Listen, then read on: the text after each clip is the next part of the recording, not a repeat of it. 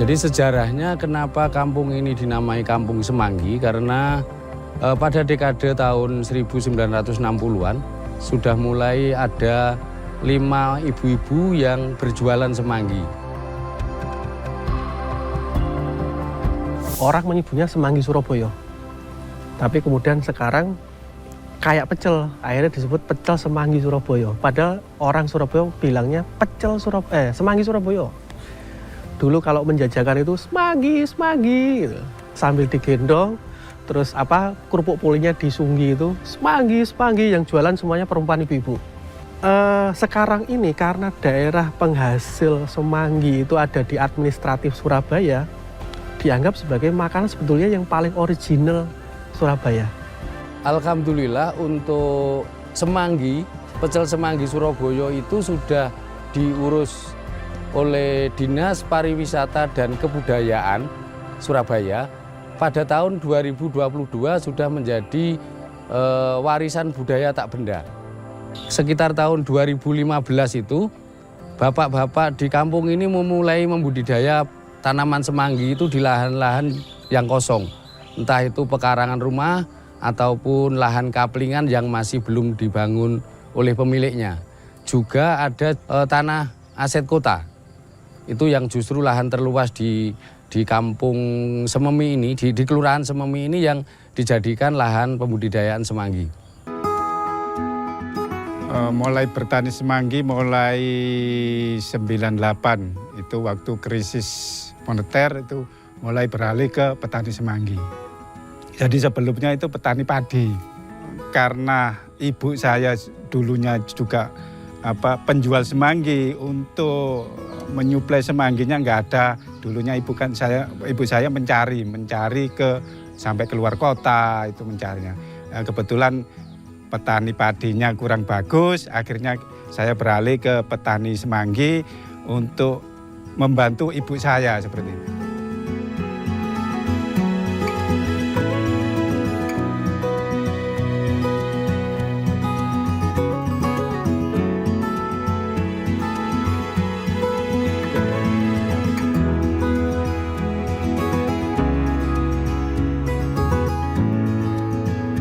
Waktunya mulai pembibitan awal penanaman itu 1 bulan. 1 bulan itu dapat 15 hari dikasih pupuk, terus akhirnya dipupuk. Setelah 15 hari panen. Proses setelah panen nanti tumbuhnya lagi itu kita nunggu 20 hari baru panen lagi. Jadi nggak usah membibit lagi seperti itu.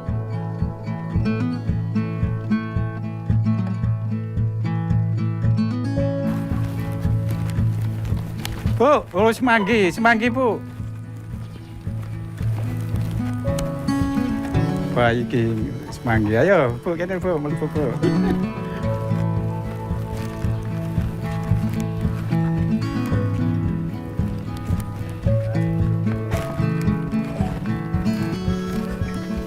Mo, ini ya Mo.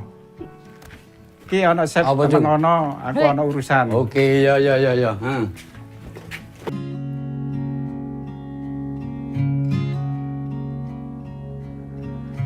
Awaliku petani, buru petani sih dereng jualan, embong dibangun, mak jualan semanggi.